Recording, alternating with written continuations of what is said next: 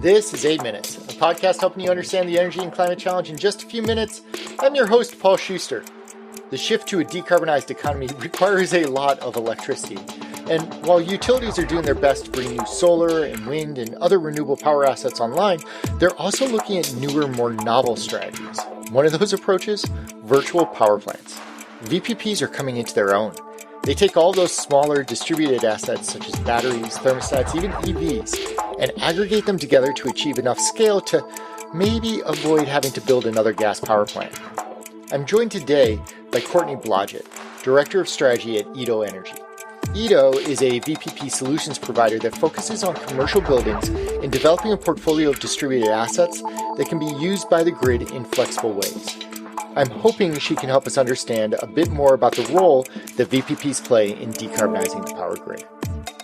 8 minutes. It's how long it takes the sun's rays to hit Earth, or about how long the waiter needs to stand there as my wife decides what to order. I'm going to pay for that one. Let's get it on.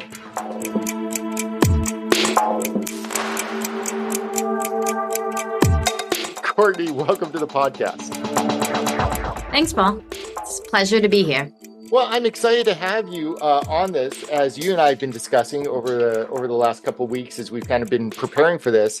VPPs is a hot topic right now. You know, virtual power plants is getting a lot of attention within the sustainability, decarbonization, and broadly the utility space as it goes forward. I think the DOE actually says that, you know, in order to meet all the electrification needs that we are going to require as an economy by 2030, by 2035, or whatever, there's going to be 200 gigawatts of additional capacity that's going to need to come online. And virtual power plants could meet 10 to 20% of that.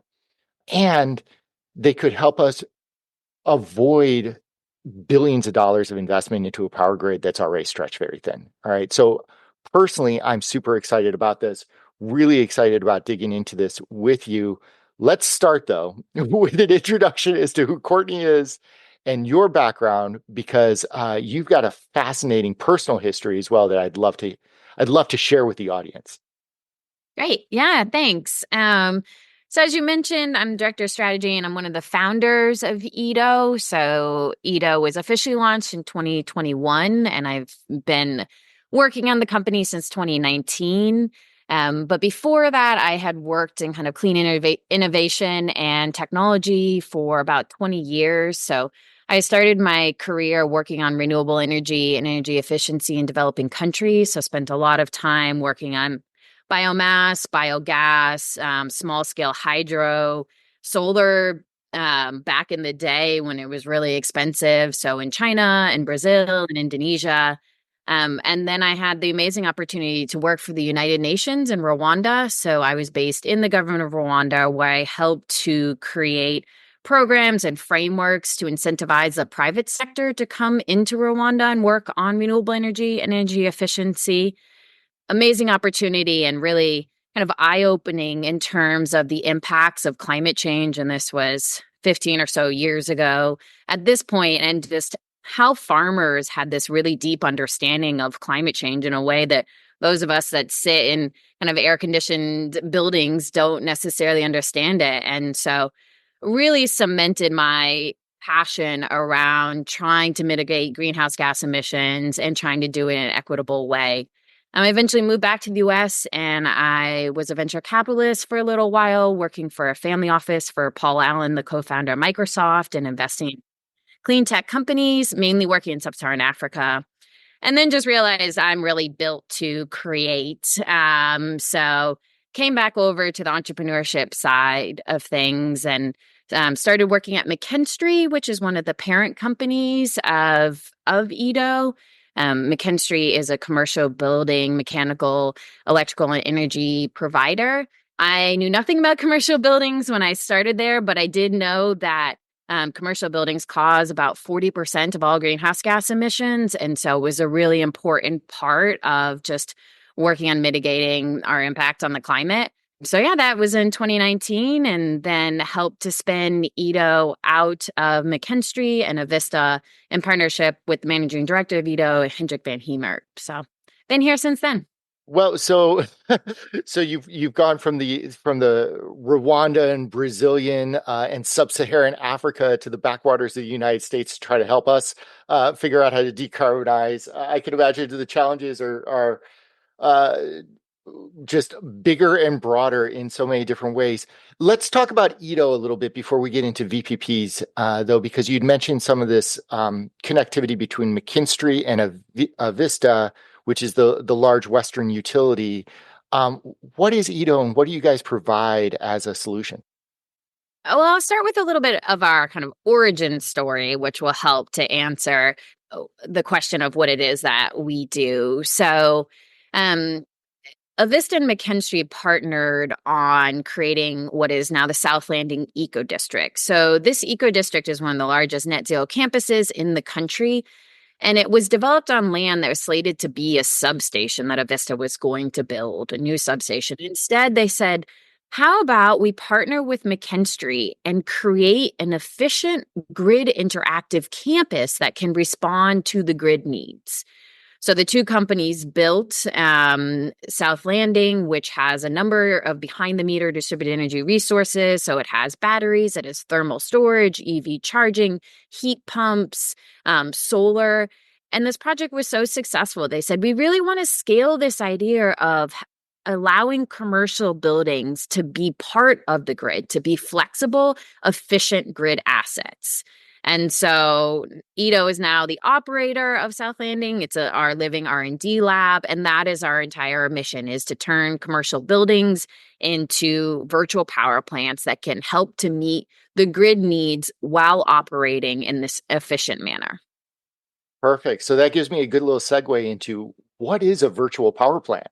Let's hear your definition for this, and then let's go back and forth a little bit to see if we can help define that for the audience. Sure. I mean, I think you did a great job in the introduction of giving an overview, but happy to add a little more flavor to it. I think virtual power plants that connect most with people is around residential and homes. So, utilities throughout the country have programs where you can upgrade your thermostat to a smart thermostat. And then during these peak events, which is when, so think of a heat wave that's happening. Everybody comes home at 4 or 5 and just cranks up the air conditioning.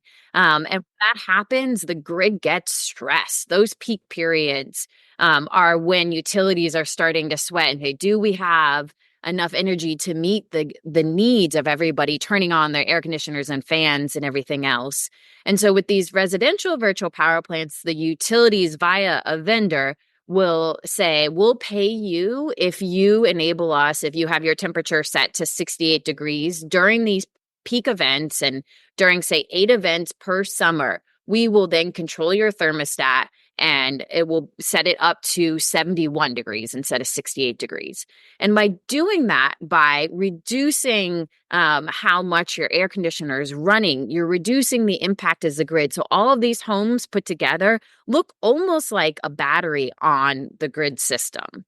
And so that is kind of what a virtual power plant looks like. It's an aggregation of all of these different either reductions in load or use of actual batteries or EV charging. So as we see growth of EV charging, if everybody comes home and not only turns their air conditioners on, but they also plug in their EVs at 5 p.m., it's just more load on the grid. So for EV charging, you'll see offers by your utility. If you let us start charging your battery at 8 p.m. instead of 5 p.m., we will pay you.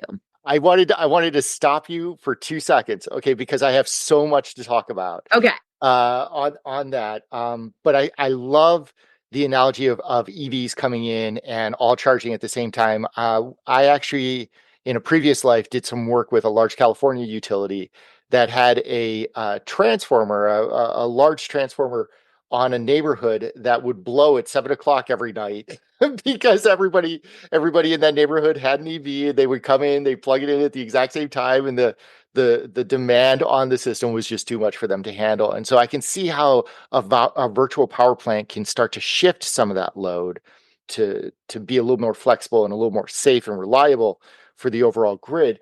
what was also interesting, and I wanted to dial this back and help the audience understand a little bit more about this aggregated.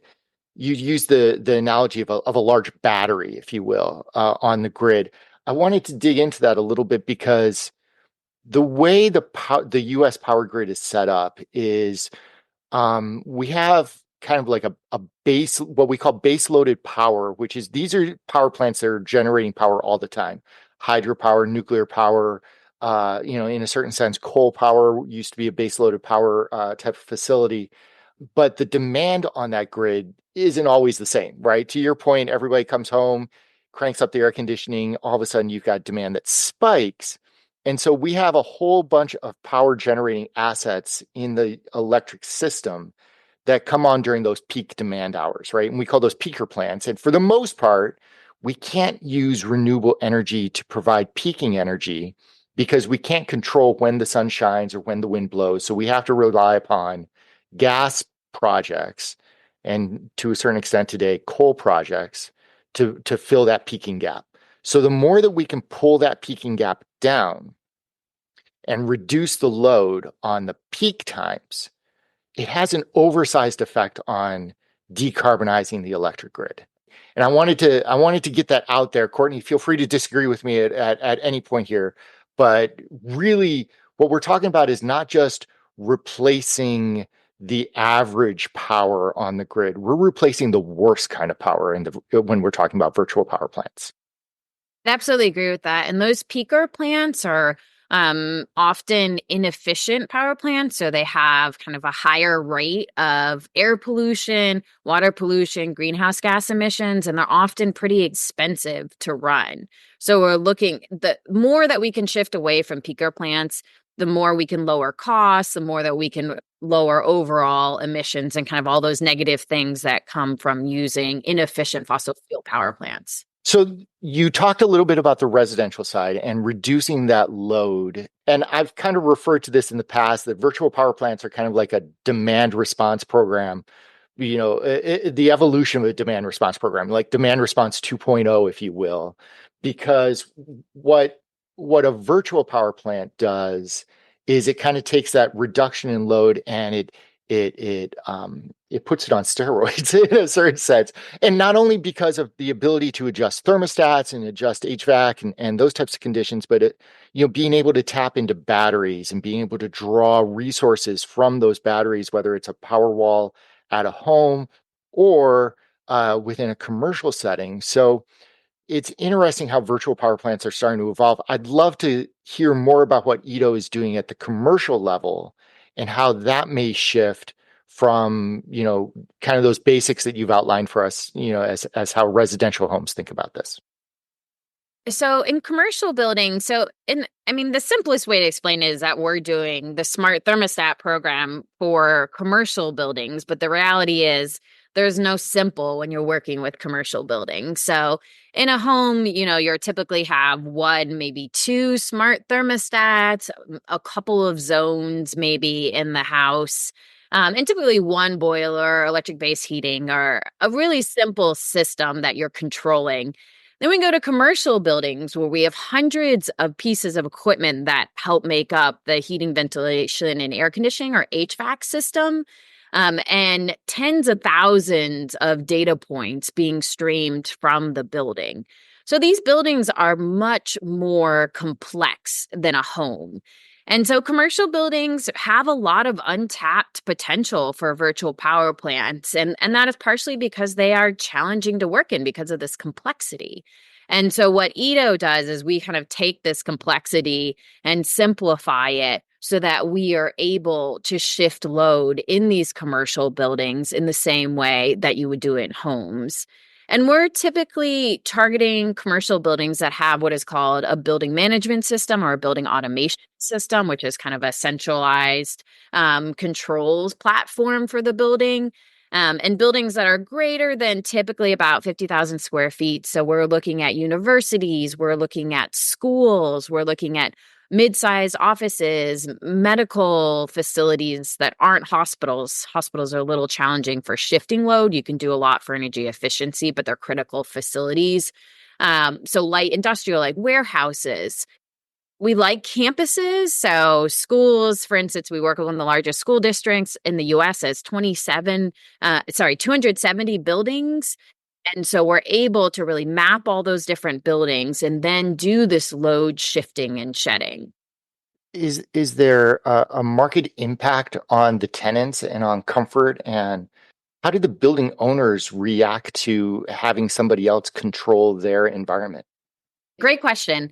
And you mentioned a kind of demand response, and the old school demand response was typically with either really large commercial buildings or with factories, and a utility would literally call up the facility manager and say, "Hey, can you turn off half or all of your building during this peak period, and we will pay you to do so." So, this very blunt instrument of just like, pull the lever, that's it, everybody go home.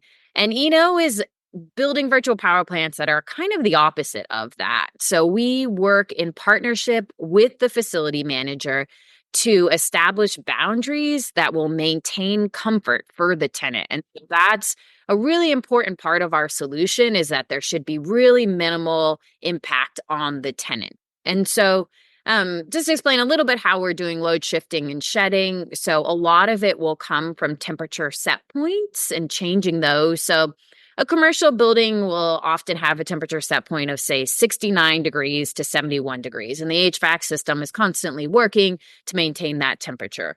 And so what we would do is we would work with a facility manager who would talk to tenants and say, are you okay that during these events, the temperature set point goes from instead of being 69 to 71, it's 68 to 72.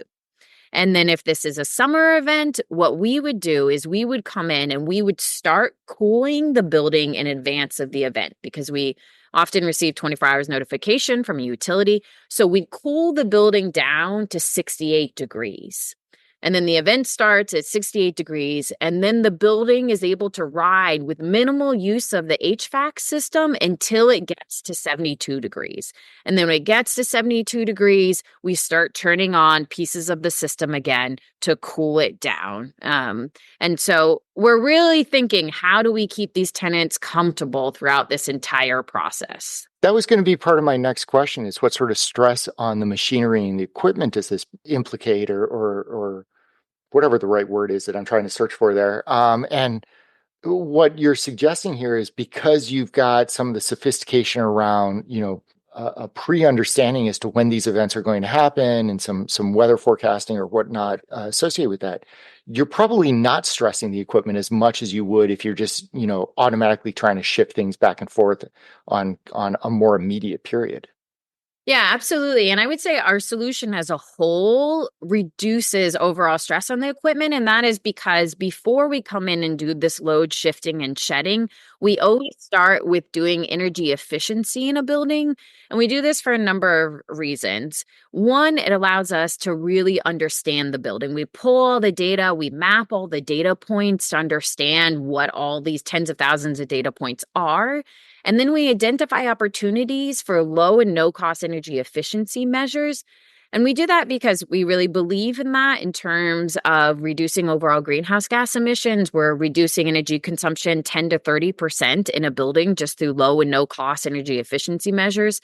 But two, it enables us to understand properly what's happening in a building when we're shifting and shedding load. So if we were trying to implement a demand response, demand flexibility event, and there was broken thermostats or broken sensors, we don't actually know the impact on the tenant. And so we always start with this energy efficiency. And a big part of that is correcting scheduling. For instance, some buildings are running their HVAC systems all day and all night, even though there's nobody in there at night. And so we're trying to understand, how do we reduce the energy consumption of a building across the board? And that reduces the use of the HVAC equipment kind of throughout the building's lifetime. And then when we're doing this, we're responding to a demand response or demand flexibility event. It's got minimal impact on the equipment because we're just changing the temperature by a few degrees. What's the business model for a virtual power plant? How does the building owner get value out of signing up to participate in EDO program, and And for that matter, how does Edo, support all of this effort that you're putting into something like this? Yeah, great question. And there are a wide variety of different business models for virtual power plants, and it really depends on the state and the utility. You'll have ones like Puget Sound Energy in the Pacific Northwest, has a new virtual power plant when they are working with residential and commercial buildings, and they're paying $1 per kilowatt of load shifted and shed. And that's a model that we see in New England. So they'll actually pay you to shed that load. And I assume you share some of that with the building owner to, have them reduce their temperature or increase their temperature by a degree or two. Exactly. And so for those types of virtual power plants, it's a power plant is $1 per kilowatt of load shifted and shed. And Edo works on kind of a couple of different angles of virtual power plants. So one, we bring buildings into these existing virtual power plants, and then we have that payment. We take some of it and some of it goes to the building owner for the load shifting and shedding.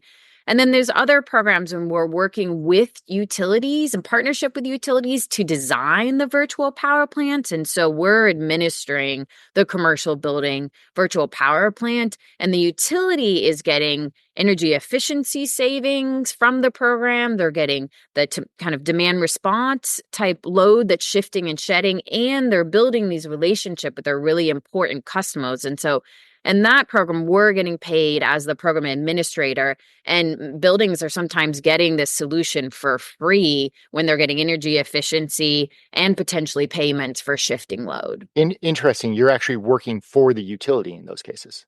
Exactly. Yeah. Are there certain characteristics that you look for in a market to sit there and say, this is a good market for a VPP? We are typically looking, so when we're working with utilities, we're looking for utilities that have decarbonization goals. So the regulators saying you need to make this transition to clean energy.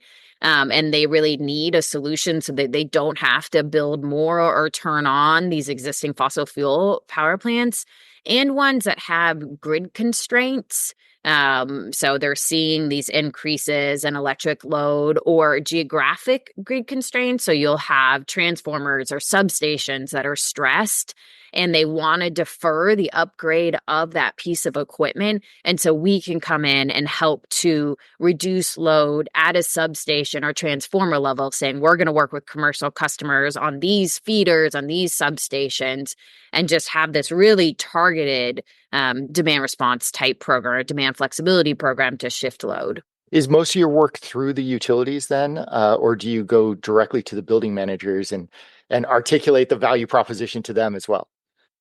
Our long-term vision is to work mainly with utilities, have them be our key customer, because we believe that utilities, I mean, many of them want to have this deeper understanding of where load is being shifted and to be able to rely on load that's being shifted. And so that's something that's pretty unique about Edo's solution is we are forecasting kind of on a real-time basis how much load is available to shift and shed for utility. And that's not something that they're used to seeing. They call a demand response event, and load is shifted somewhere in their system. They don't know either before, during, or after an event which customers are participating. There are third-party vendors that are doing that, and they don't have that insight, but they want to have that control over where load is being shifted.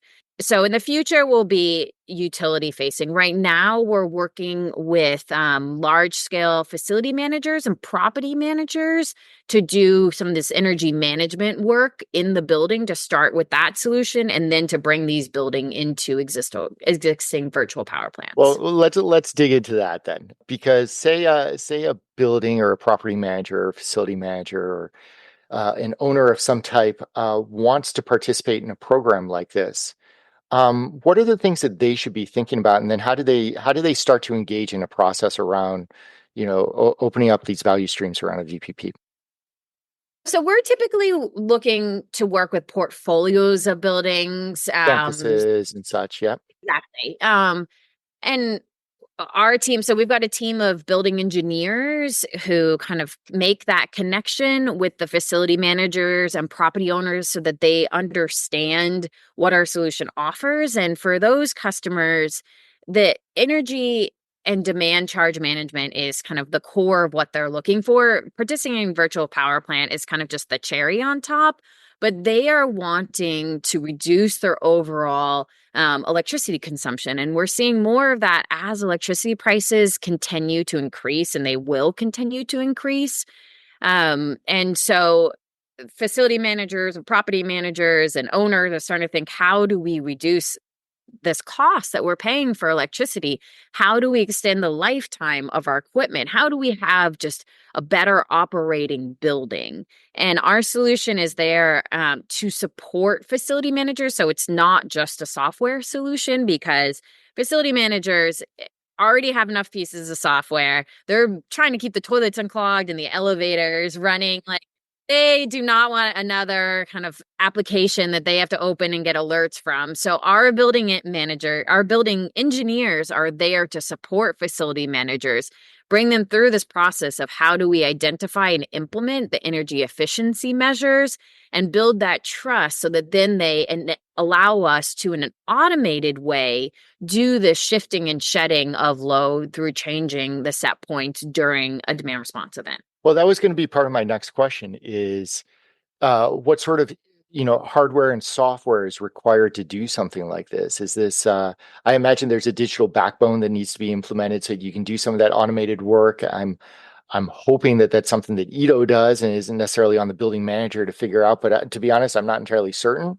And for that matter, what sort of technical hardware is required? Do they need to upgrade their HVAC system or is it simply a matter of putting in new thermostats and what is it that they need to invest behind in order to actually recognize the value out of this? Well, one of the core value propositions of our solution is none of that is required.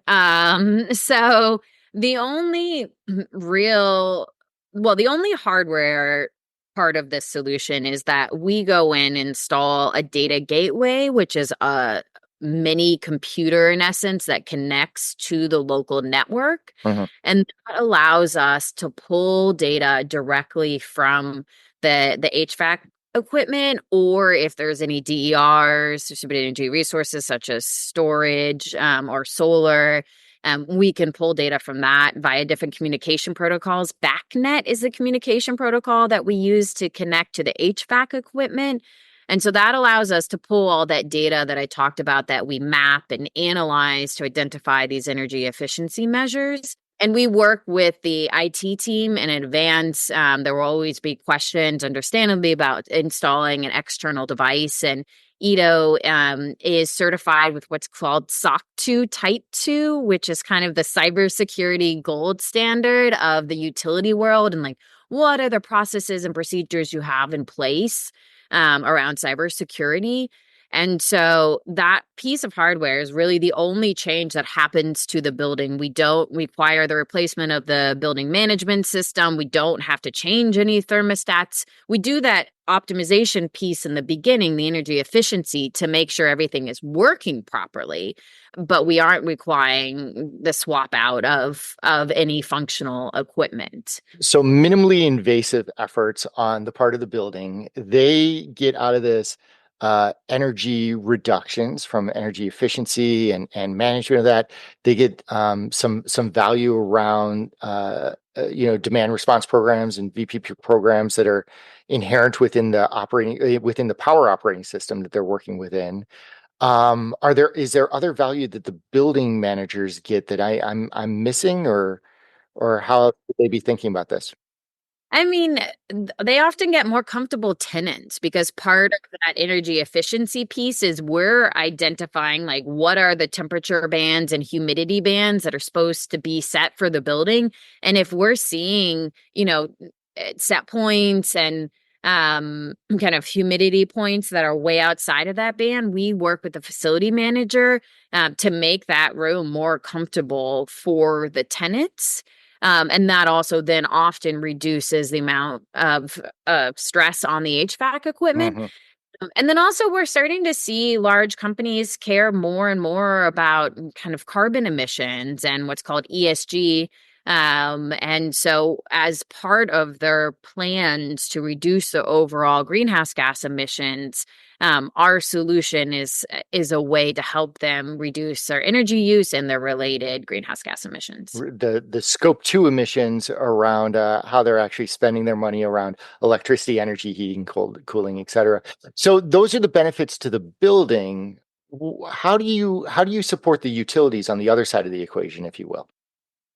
So the utilities, I mean, it depends what their priority is. So particularly in programs when our customer is the utility, we work with them to identify their priorities for the program. So it could be that they have equity targets that they want to meet, and they're trying to figure out how to engage schools. Social equity targets, or what do you mean by equity targets? So most states will have maps of communities that are considered underserved or disadvantaged. And often these communities don't have the resources to participate in utility programs. And it's thought about more in residential, like how do you work with low income customers and give them the value of an energy efficiency program? But it also can apply to schools. I mean, school systems are equally stressed. They don't have the high property tax coming in to help fund all the capital upgrades. They have a lot of deferred maintenance. So we can work with schools or municipalities that are in these areas that have been identified as a state as disadvantaged or underserved communities. And so we can help to target those communities for the commercial buildings there, for utilities, or they're looking to bring in a type of commercial customer that never participates in a program and they're trying to tap into new resources, or this targeting of a substation that is they're going to be needing to upgrade it in a couple of years. How about if we focus on that substation to help prevent the need to upgrade it in the near future? And that overall as well prevents power outages. Anytime a system is nearing capacity, there will be power outages from that, and particularly during these extreme heat days that we're seeing more and more of. This equipment can handle less load, and we're seeing more load because everybody's cranking up their air conditioners. So we will then really target that area to help prevent outages. So we started the conversation kind of talking about demand response and then how it's kind of shifted to demand response 2.0 and kind of what a virtual power plant looks like today in terms of a more sophisticated management of load and storage. And now what you're suggesting is, dare I say, demand response 3.0, or maybe we're so far beyond demand response at this point, to the point where you're actually working with utilities around some of this flexible load to manage their hard assets better, manage the maintenance of those, and manage the technology in a way that gives them a lot more flexibility on their grid operating equipment. Yeah, and I wouldn't say we're going in and doing like direct management of any of the physical Not yet. structure Give it of the time, grid. okay? But we are trying to turn the commercial buildings into the equivalent of a grid asset. And so, all of this is a much more dynamic, automated, targeted, smarter, more reliable way of shifting load and demand response. So that's why you've heard me say a couple times demand flexibility or demand response, because demand response is what is known in the wider industry, but we're doing is much more than that. And we also have this big energy efficiency piece because we see that as overall permanent load reduction on on the grid. And so for us, we have, this shifting and shedding a load at a permanent level and then at a temporary level, and it is just much more dynamic than old school demand response 1.0. The greenest electron is the one you never have to use in the first place, right? Exactly. So, fascinating to see, how these blunt instruments that we grew up with in terms of, hey, we've got more electricity coming on, we're going to go and build another power plant. We've got, very unsophisticated ways of thinking about our power grid that we've gone through demand response. We've now gotten into demand flexibility and virtual power plants, and what Edo and other organizations and companies are bringing to the table is a much more sophisticated, digitally enabled solution that is taking these big buildings, to your very, very early point that the built environment, is responsible for 40% of our greenhouse gas emissions globally. We're able to take those and do something with it. It's fascinating. Courtney, what are the 3 to 4 key points that you want to make certain the audience takes away from the conversation today around virtual power plants and around Edo in particular, in terms of how you're helping commercial managers, operate within this system? Yeah, the first point I would say would be around we should expect this load shedding and shifting to just become a normalized part of the grid. So these smart thermostat programs that people are seeing, EV charging or commercial building, virtual power plants, it is just what the grid system is going to include. And in some ways, that is really great because it starts to share the value of grid operations with you and me and the facility managers, because we're getting paid to shift load to act as a virtual power plant. So some could say it democratizes the grid. You could take that as you think.